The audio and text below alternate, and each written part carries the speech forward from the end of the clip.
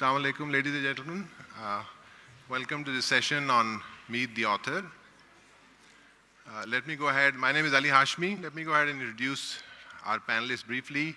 I did ask Hanif Saab, Keji, should I be presumptuous enough to introduce you? And he said, of course you should introduce me. So here's the introduction, not that he needs an introduction.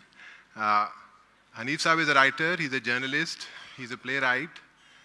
If you'll pardon the pun, I thought about this yesterday, he's exploded onto the literary scene in 2008 with his absolutely brilliant dark comedy novel, A Case of Exploding Mangoes, which was long-listed for the Booker Prize, shortlisted for the Guardian First Book Award.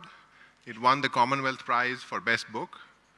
He writes for the BBC News, and he's also a columnist for New York Times, Daily Telegraph, The New Yorker, and The Washington Post. Today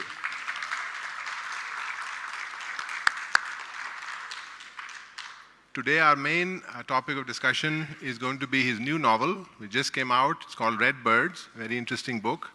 Hopefully all of you have seen it, read it, bought it. We'll talk about that, but Hanif Saab has given me permission to talk about his other books also, if we want to do that, and hopefully we'll get into some of that. So of course, A Case of Exploding Mangoes, his second novel, equally brilliant, Our Lady of Alice Bhatti, and then of course, if he wants, we can talk a little bit about his plays. He has an opera in pre-production called Bhutto, which will be played in Pittsburgh sometime next year, is what he tells me. So then he'll be I don't know what you call an opera writer or opera playwright or somebody who writes an opera. So this is Hanif Saab. To his left, again, presumptuous of me to introduce Naveed Shehzad Sahiba. I asked her just now, should I introduce you? Because to us, she's always been Nivi Khala. She's like my own Khala. She's an artist. She's been a teacher. She's a drama director, drama actor. She's done lots of things. Currently, she's, I think, leading a sort of a semi-retired life, but she can fill us in on that. So welcome to Mrs. Naveed Shehzad.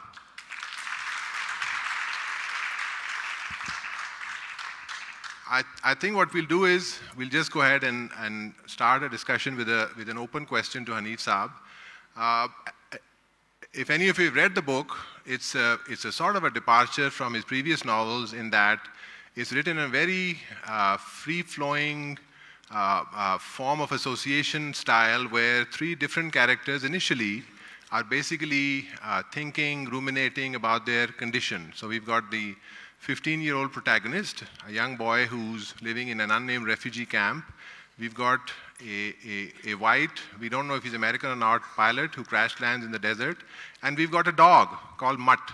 So these three carry on dialogues in their head, and that's kind of how the book proceeds for his first two-thirds. So let me ask Hanif Saab how that particular format came about, because it does seem to be a departure from a conventional novel format. Thank you, sir. Awaz Sari. Ji. Thank you, Dr. Saab. Thank you very much. It's always a pleasure to share stage with Naveed, and I was asking her कि जब भी इनसे मिलना होता है तो एक किताब लिखनी पड़ती है, which kind of usually takes 6 to 7 years. So if we can find a less torturous way of meeting each other, we can meet. that would be nice.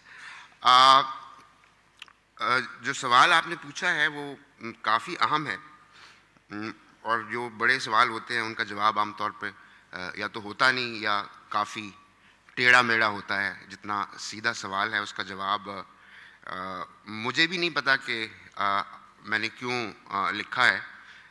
बस 7 साल पहले शुरू किया था. And then I have friends who are very good novelists, and the way they write is that before they sit down to write, they think and they plot and they know what their novel is about. That's one way of writing, and that's a very smart, practical, intelligent way of writing. I mean, they usually know that on page 24 somebody is going to sleep with somebody. They also know that then on page 83 they are going to regret it. And then and who is going to get killed, why, killer ke motivations kya honga. So everything is sorted. With me, everything is a bit haphazard. It usually starts with a voice, like a character's voice, और वो दिमाग में आपके बहुत महीनों तक बोलता रहता है, and then you start to think at some point that maybe you are going a bit crazy, because a novel takes a long time to write. With this one, it took me 7 years. And I don't usually show it to anyone when I'm writing it. So there are moments when you think that, that maybe you are losing it. Maybe you are going a bit crazy, because day after day, you sit on your desk and you pretend that you're writing, and most of the time, you're just hearing these voices in your head, and you're pretending that there's a novel happening.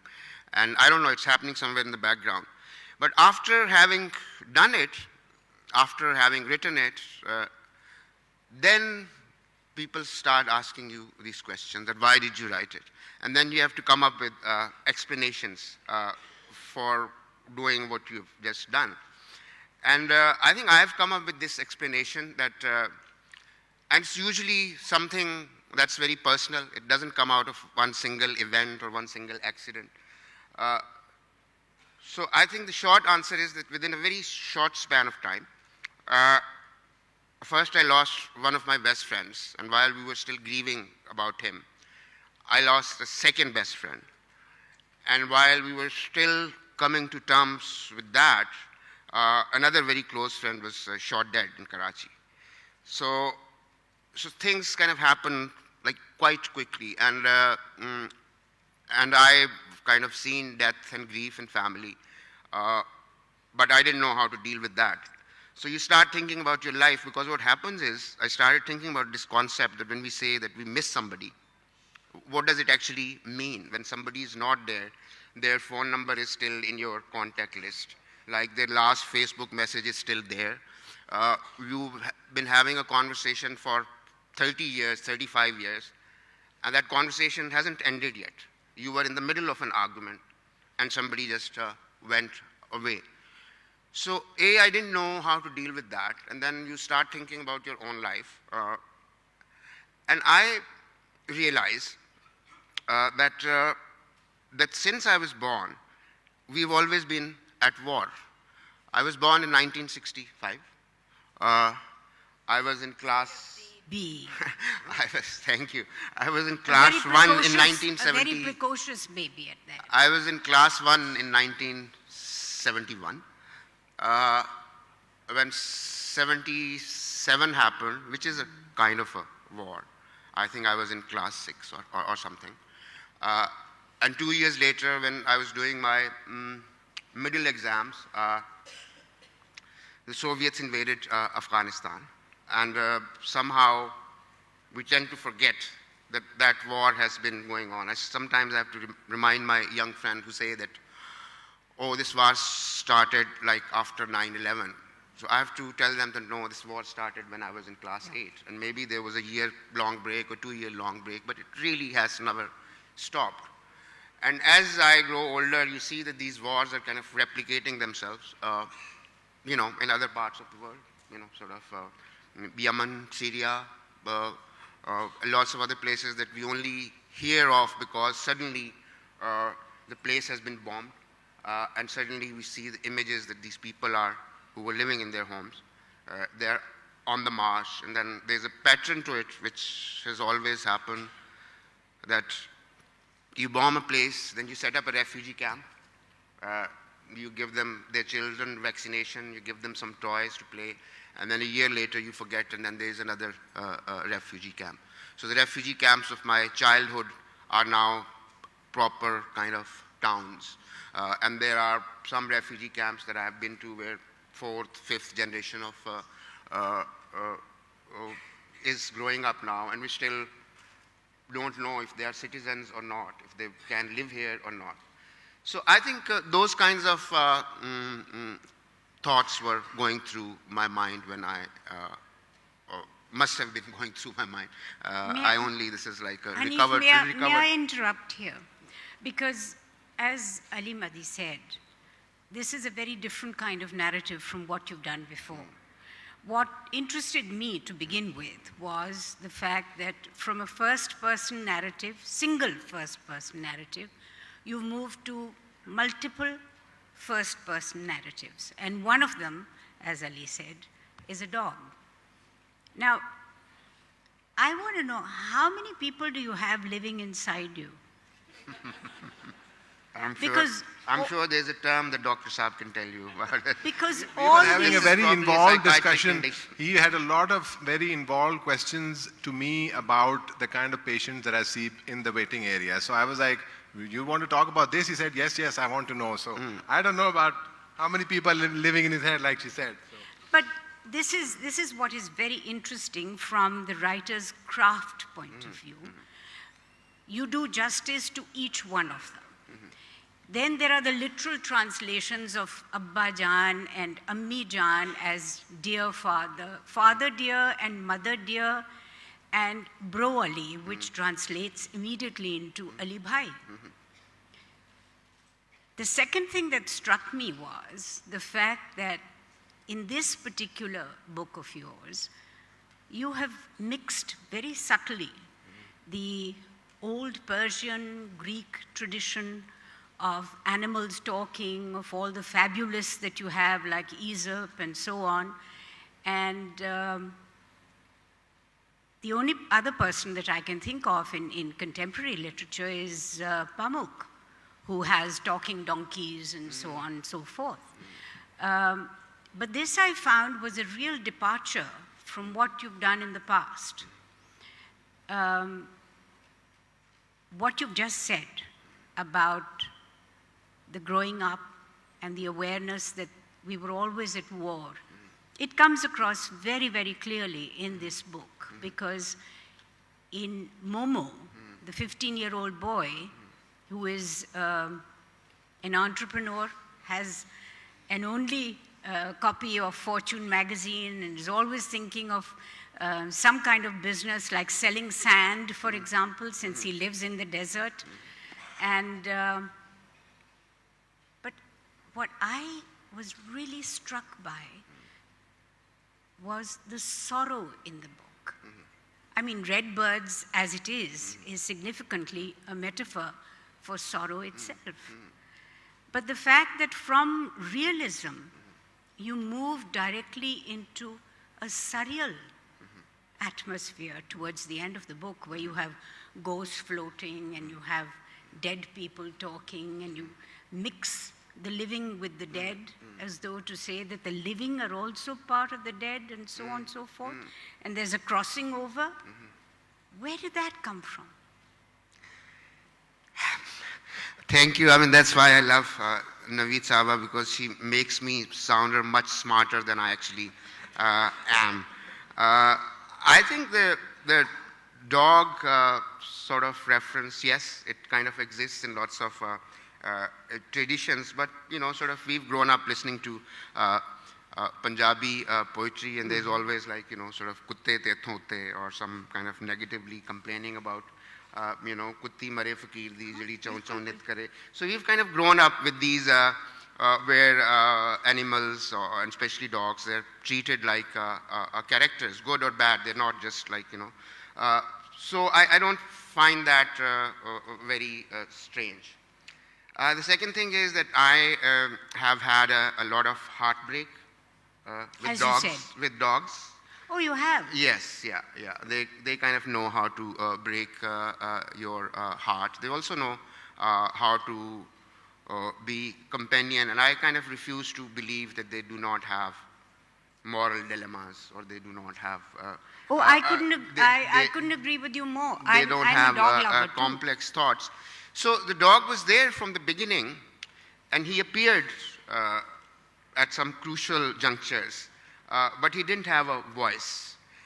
And he would insist every day that I, sort of have things to say about whatever is going on in the story. And I would then worry that, sort of how can you have a dog who is telling a story? And that's when you start to worry about your mental health, that maybe you're finally losing it. So sorry. Now that's a That's Freudian called slip. That is called a Freudian Freudian. That's called a Freudian slip. Yeah. Yeah. So the dog insisted that he wanted To be a voice. heard. Yes, that he wanted to tell his story, and I had to kind of one day you have to Accommodate surrender. him. You don't accommodate them, you surrender because you let them have your say. And by doing that, you kind of cross a certain barrier. You sort of stuck with certain things in a narrative. And I think when he started to speak, then I think things started to make a slightly better sense. The thing about dead and living, as I said, my personal experience that as people kind of suddenly left in the middle of an argument. So what happens to that argument? I'm not really spiritually inclined. I've always been a man of science. But sometimes you sort of worry about things that where are these conversations? Are they still happening? Yeah. Have you been kind of, have you been shut out of those conversations? So I think that's probably one way of dealing with the loss, with grief. I mean, that's the only explanation that I could have. If you are grieving and if you are kind of, so it's not possible that doesn't kind of come through your writing. Well, ladies and gentlemen, don't be misled by the affability that Hanif is showing you. Behind that pink shirt and that lovely warm smile and the salt and pepper hair, there's a razor-sharp mind. And I want to share with you what he's talking about when he says, there's a dog talking. So, Hanif, with your permission. Please. Mostly, I sniff. If one has the reputation of a sage, it's because of the olfactory senses and not the sharpness of one's molars. I can tell what things smell of. Today, for example, my existence smells of an empty-headed, unloved cat. Not that I'm complaining, although I have reason to. Nothing to sniff here but my own broken and bloodied leg. Nobody comes to this part of the desert on a picnic. You come here to die of shame.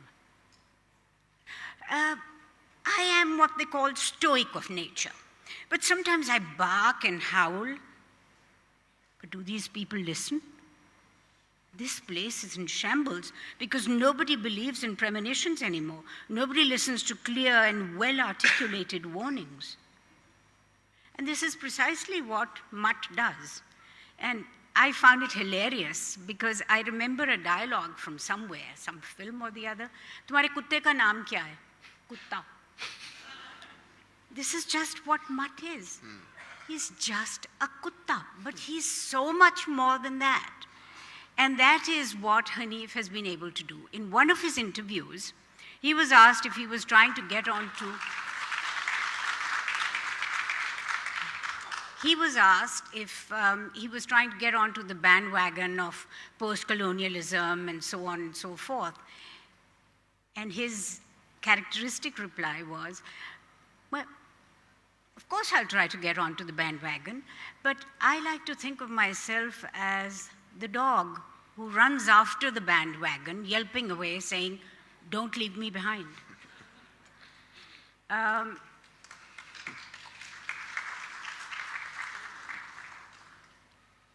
Now, you go back constantly to certain fictions and certain narratives that you have talked about very often. How much do they influence your work? For example, the missing Colonel Slatter and all that is written about him, I don't know again if it's Freudian or not, but as a literature teacher, I could not help but immediately be reminded of Colonel Kurtz in Heart of Darkness, except that the snake-like river has been replaced by a desert. So who are your influences? There have to be some. Oh yeah, there were many, I mean too many we could spend all day talking about, because books come from life, but also I think mostly books come from the books that you have read. So I have, so yes, Heart of Darkness was I think one of the first things that you read and which kind of transforms your mind. But also, I think the times we live in, one of the central things in this book is Bro Ali that you mentioned, who has gone missing. So for last so many years, we've been dealing with this. The missing Baloch. Yeah, I mean, I wish one could just say that there was only missing Baloch, but I keep hearing about some missing Punjabis as well. There are lots and lots of missing Pashtuns, you know, when I first started noticing these protests, there would be, you know, a dozen women with the pictures of their sons and brothers who had gone missing.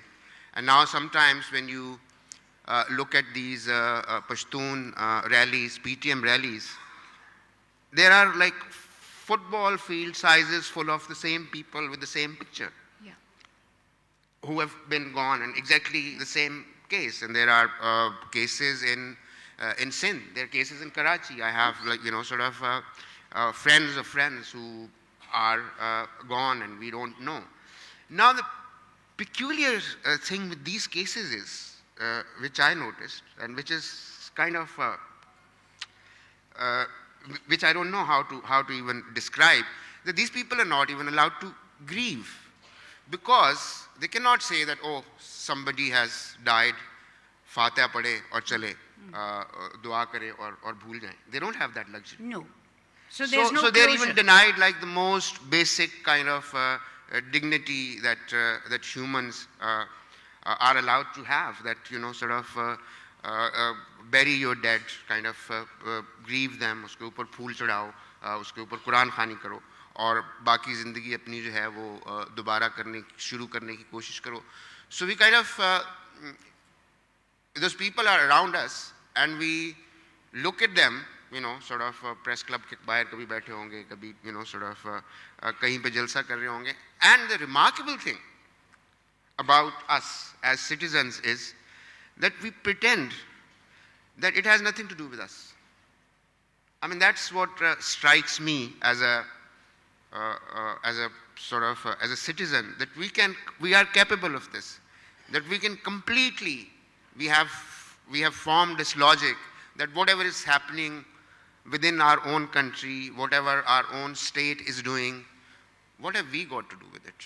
हम तो अपने घर में बैठे हैं, बच्चों को school ले जा रहे हैं, डॉग को वॉक करा रहे हैं, we pay our taxes, you know, so we have somehow, and not just us, I think Western civilizations as well. You can, you know, sit at home and watch like a past of the world being destroyed by like the most expensive bombs that you have.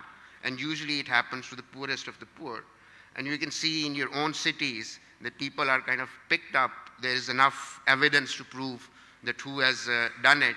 But somehow we've kind of managed to live our own lives and feel kind of quite comfortable about going about our business. I think so that I find like a quite a surprising thing, which I think I have tried to explore in this, that where does this colossal indifference come from? It's a kind of insulation that we build around ourselves, like, and there's a difference. It happens to them, not to us. It's a kind of... Until it starts to happen to us, because as we started this conversation, you said missing Baloch. I mean, a few months ago, they were missing Lahoris. I mean, who could have imagined like 5-10 years ago that this could happen here? So, yeah. Just on the same sort of point, I want to read out a favorite passage also, but it's from Lady of Alice Bhatti, which I've almost memorized. So there's just about 3 lines. There was not a single day when she didn't see a woman shot or hacked. This is the protagonist, nurse Alice Bhatti, sort of thinking aloud. When she didn't see a woman shot or hacked, strangled or suffocated, poisoned or burnt, hanged or buried alive. Suspicious husband, brother protecting his honor, father protecting his honor, son protecting his honor, jilted lover avenging his honor, feuding farmers settling their water disputes, moneylenders collecting their interest. Most of life's arguments, it seemed, got settled by doing various things to a woman's body. This is a passage from Lady of Alice Bhatti.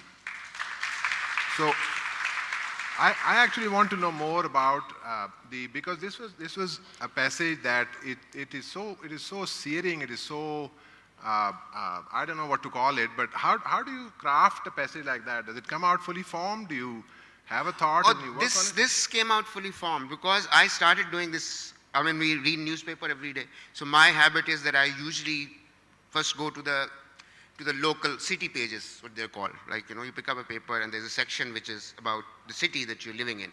So since I live mostly in Karachi, so I started noticing that every day there was at least one case of what I've just described, that a woman has been shot or hacked, or a body has been found somewhere, or poisoned, in some cases burnt.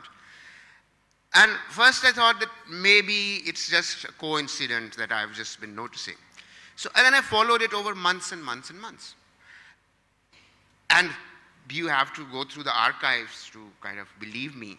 But really, there was not a single day when I could, sort of find when this had not happened. Usually, there was more than one, but at least one.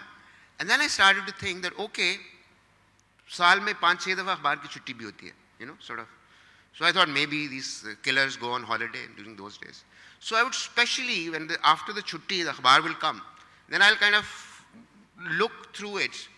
And of course, they had not gone on holiday. If there was one day chutti, there will be more than one murders. So this is something that I haven't made up. It's like every day it's in your local newspaper. And I have reason to believe that it hasn't changed much. And the book came out about 8-9 years ago. So yeah, this came out, some things are kind of fully formed because it's there in the local newspaper. Well, that's a book where you lend a very credible and a very powerful voice to a woman belonging to a minority community. Not very many people do things like that. Again, I think you're pretty much unique in that sense. Also, I'm just wondering, the world over, the art of satire is in a sense dying out. हम जो काम शुरू करते हैं उस पे मंदा वक्त आ जाता है. That's kind of has happened before. As a literary form, satire really isn't up there, up front anymore. Is it your journalism that's feeding you this kind of line of narrative that comes out in these really horrific notes that we find? For example, in this particular book, it opens with the fact that there are two places where people live. There's the camp with a capital C and a hangar with a capital H. And lives are lived toing and froing between these two. And the hangar somehow becomes an epitome of all that you have desired, the pancakes going sky high, piled sky high with maple syrup and all the things that fall from the skies all the time. This is a Fuji camp, as you call it, because the R and the E fell off a long time ago, and this is what's left. So first, as you say in your book yourself, first they come and bomb you. And then they come and set up your camps. And then lastly, they want to find out what your state of mind is. Because this is what the USAID worker, the one with the mole on her upper lip and the stash of hash-laden chocolate, comes in to do. She comes in to study the teenage Muslim mind of a refugee boy whom actually Major Eli, who's crash landed into the desert, actually set out to bomb into smithereens, and just happened by fatefully, or whatever you want to call it, just happened to crash land and sought shelter in that particular Fuji camp itself. So what's with this satire coming out? Where does your precise, incisive language come from? I'm looking at it from the language point of view. I think it's from watching too many Punjabi comedies. I think that's the problem. That's the literary influence. I mean, we have like a long tradition. It's still alive and kicking. The people kind of, you turn on your TV like at 8 o'clock or 9 o'clock or 10 o'clock. And there are like, sort of a bunch of, very wise men kind of commenting on the affairs of the day. So I've kind of grown up with and around Mirasis, and I say that with a lot of respect and love.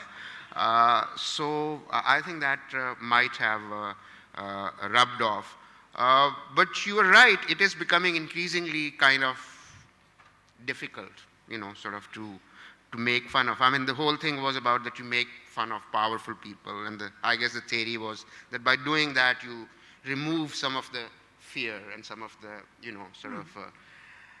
and increasingly, I mean, they've kind of, you have people like Trump, like how do you make fun of somebody like that? I will not sort of mention Imran Khan, but how do you kind of, sort of say you have other institutions which can't be named, but, sort of they write their own jokes. So basically, sort of we are being put out of... So based on that... No, I was just told, sorry, let me just add. I was just told that some speakers who were supposed to come here, I think 2 Professor Saabs, they were not allowed to do their sessions. Shame. Which is kind of, doesn't make sense to me. I mean, maybe they are very dangerous people, maybe they say bad things. They're not. He's my brother and my nephew.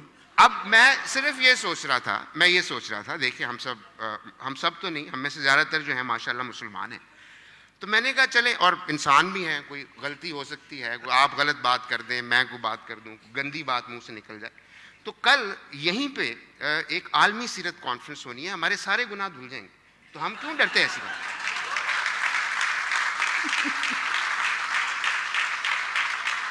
I think since the subject has come up, no conversation with Hanif is complete without mention of his first book, which is the absolutely blackest of black comedies about, of course, our dear departed General Ziaul Haq, and a protagonist who's an Air Force officer, surprisingly. Hanif Saab used to be in the Air Force. So thoda sa case of exploding mangoes ke baare mein hame zarur bataएं, because I think for me at least, and I like Redbird, but that is absolutely far and away my favorite book. Uske baare mein thoda sa bataएं, how did it start, how did it evolve, and especially how did you get it published? And how did you get it available in Pakistan?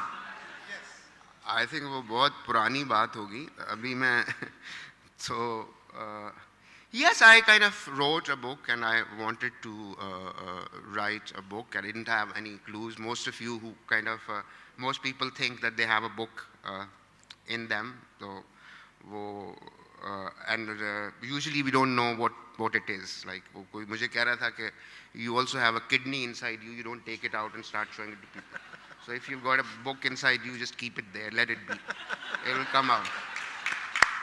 So I was one of those chronic kind of, people ke hai, likhni hai. And then I realized that there was a sort of a ready-made murder mystery plot in our history, which was who killed General Zia. And nobody seemed bothered, which kind of again was very upsetting that we killed our own president, our own kind of chief of army staff, and we are not even bothered to find out, that was height of insensitivity.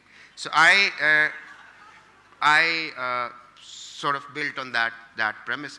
So that book came out 10 years ago. So just 3-4 years ago, a friend of mine in Karachi translated it into Urdu. So I submitted it to a very sort of very nice, very sort of good publisher in Lahore.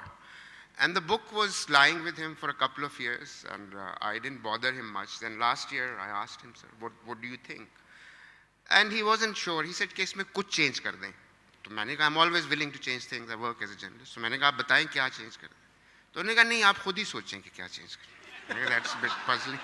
That's a bit puzzling कि इसमें से general Zia को निकाल दूँ तो फिर कुछ नहीं बचेगा. But I sort of tried to reassure him. I said the book has been out for 10 years. I've actually seen it like स्कूलों में और कुछ यूनिवर्सिटियों में उसके कुछ हिस्से पढ़ाए जाते हैं और मुझे कभी किसी ने कोई इतराज़ नहीं किया तो आप फिक्र ना करें कुछ नहीं होगा तो उन्होंने कहा हनीफ साहब आपको पता नहीं है बाज़ लोगों को जो मजाक है ना वो 10 साल बाद समझ आता है which I think is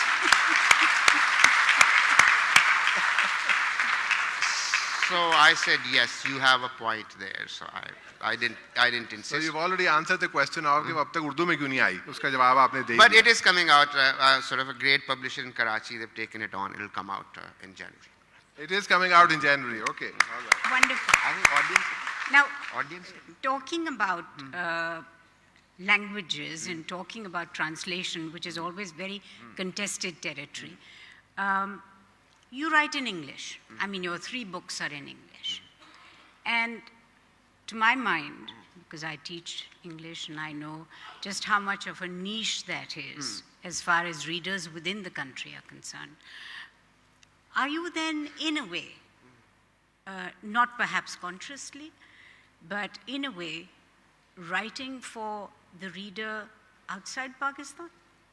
Pakistan में काफ़ी लोग अंग्रेज़ी पढ़ लेते हैं अब तो नहीं I mean I think I would assume so काफ़ी सालों से हमने चलाया हुआ है ये सिलसिला तो बच्चे जो हैं आजकल अंग्रेज़ी पढ़ते हैं so I mean I don't think it's very difficult to kind of say कि आप किसके लिए लिखते हैं क्योंकि पाकिस्तान से बाहर भी मुख्तलिफ तरह के लोग बसते हैं तो मुझसे अक्सर पूछा जाता है तो simple answer is you write like for a couple of your friends like you know I mean they are your target audience because you want to kind of, you know, if they're not pleased with it, if they're not curious, if they're not, so that means that you failed.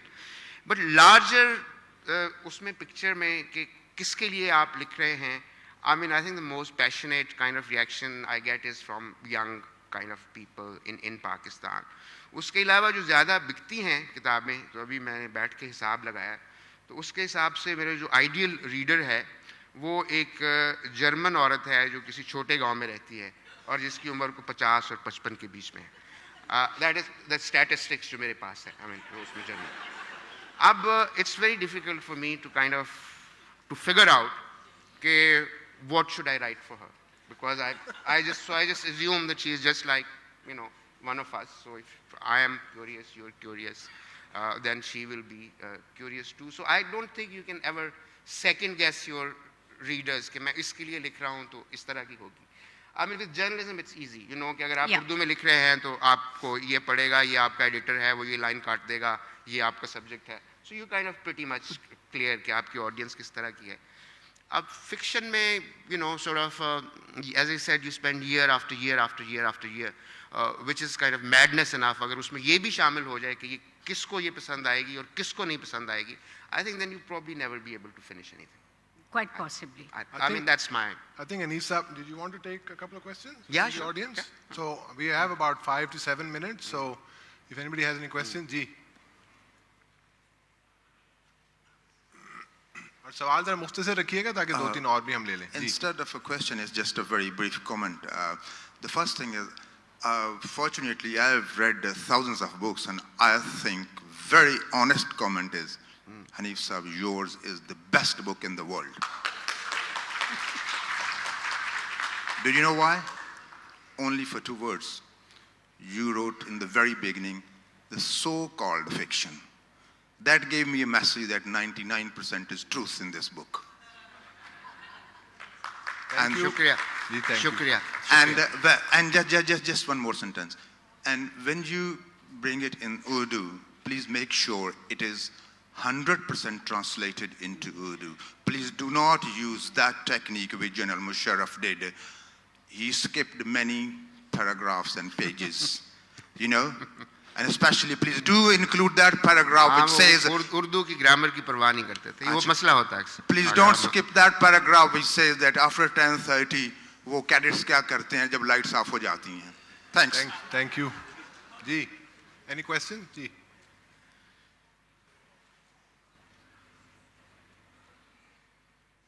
अस्सलामुअलैकुम मेरा नाम शैला अंद्राबी है मैं 3 महीने पहले यहाँ California से आई हूँ और अपना कुत्ता वहाँ छोड़ आई हूँ और जी, और वो इसलिए नहीं आया क्योंकि मैंने 6 महीने बहुत रिसर्च करी कि इसका क्या बनेगा। तो वो टोबी जो है ना, वो एक मठ है, उसको हमने रेस्क्यू किया था, उसके काफ़ी इमोशनल इश्यूज हैं, दैट इज़ द ट्रूथ। और तो मैं कहती थी टोबी तू पाकिस्तान जाएगा तो तू तो एक तो है, तेरी कोई नस्ल नहीं है, यतीम है, भी काला सूखा सा, और पसंद भी नहीं किया था। तो जिस तरह से हम लोग और लोग जो काले सूखे होते हैं उनके साथ करते हैं, तो मैं उसको अमेरिका छोड़ आई। तो ये मर्ड जो था, ये बिल्कुल it's like Toby speaking to me really and truly. तो लेकिन यहाँ आपके जो रीडरशिप है उसमें ज़्यादातर पाकिस्तानी कुत्तों को नहीं पसंद करते, और कुत्तों के लिए इस माशरे में जगह नहीं है। तो वो आपने सोचा उस बारे में? नहीं, मैंने इसके बारे में काफ़ी रिसर्च करके एक मजमून लिखा था, इंटरनेट पे आपको मिल जाएगा, कि इस्लाम में कुत्तों की क्या हैसियत है, और उसके बारे में बहुत सारे गलत फहमियाँ फैलाई गई हैं जो कि गलत हैं, और उसकी कल्चरल वजूहात भी होंगी। तो मेरा ख्याल है कि हमें इस पे लोगों को समझाना भी चाहिए और दुआ भी करनी चाहिए। Any other ji, questions or comments? We're almost out of time. जी, मेरा नाम फारूक तारिक है, आप ओकाड़ा से हैं। सुना है ओकाड़ा में आजकल बड़ा सुकून है, क्योंकि जो बोलते थे वो खामोश करा दिए गए हैं।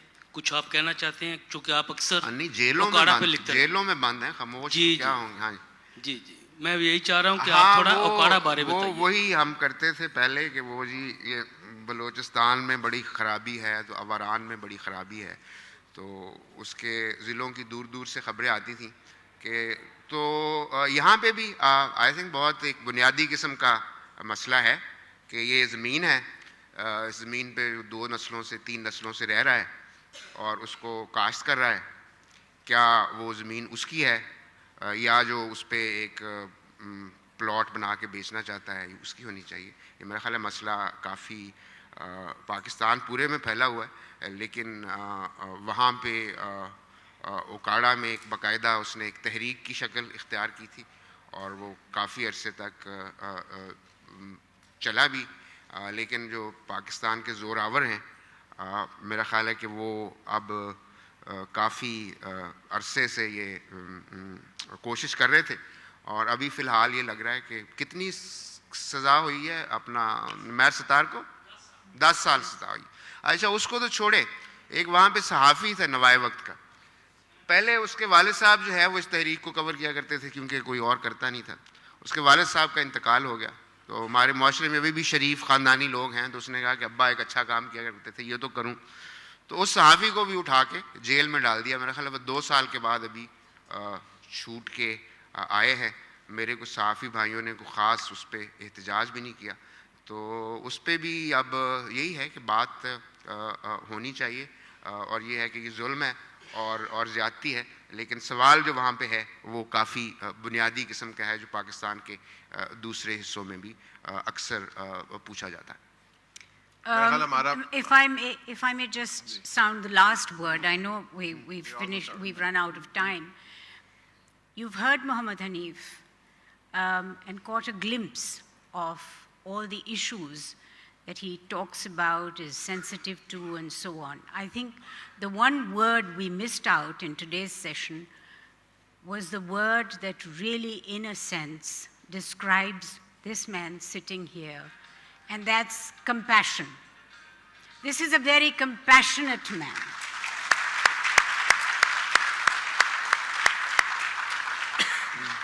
There are very few of us left who feel that way, and I think it's important that we read Hanif, we believe what he says, and we develop the same kind of compassion that he has. Thank you, Hanif.